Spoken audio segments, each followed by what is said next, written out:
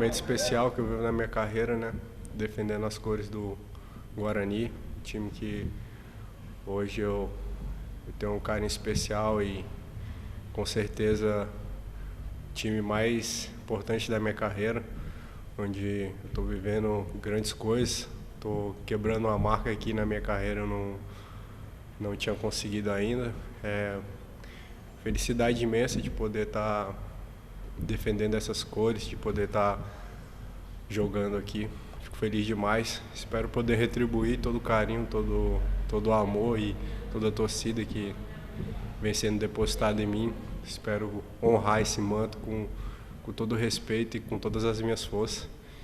E nesse jogo aí espero estar fazendo gols e devolvendo as vitórias aí para o nosso torcedor.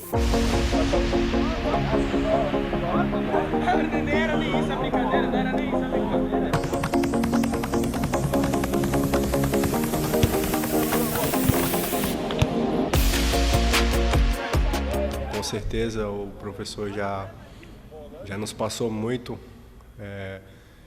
tático e técnico a proposta que ele pretende.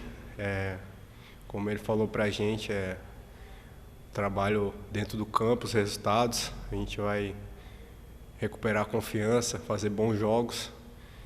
Ele vem gerindo bem essa parte, eu acho que o emocional nosso, ele vem nos dando muita confiança e com o bom trabalho que tem sido feito, é uma semana muito boa. Acho que todos nós tendemos a fazer um grande jogo aí nesse jogo lá contra o Sampaio e agradecer, né, a todos aí que puderam trazer ele. Acho que ele foi importante, está sendo um cara importante nesse momento aí e espero aí poder estar ajudando os meus companheiros e trazendo os resultados, os bons jogos e abraçar o professor aí.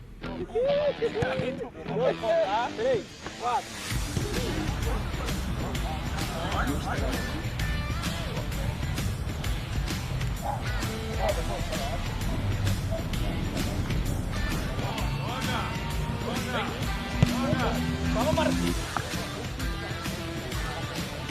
Esse jogo aí, pelo que a gente vem trabalhando, pelas coisas que vem acontecendo, acima de tudo eu espero o resultado. A gente vem jogando, vem buscando, a gente é um time que busca a vitória todo momento. Então, igual você falou, alguns momentos ali ficou por um detalhe. Eu acho que esse jogo vai ser um jogo importante para a gente poder mostrar aí e ganhar confiança, poder estar conseguindo sair com a vitória, poder dar um início aí de uma arrancada aí no campeonato, que nosso time é um time que tem qualidade para estar brigando lá na parte de cima.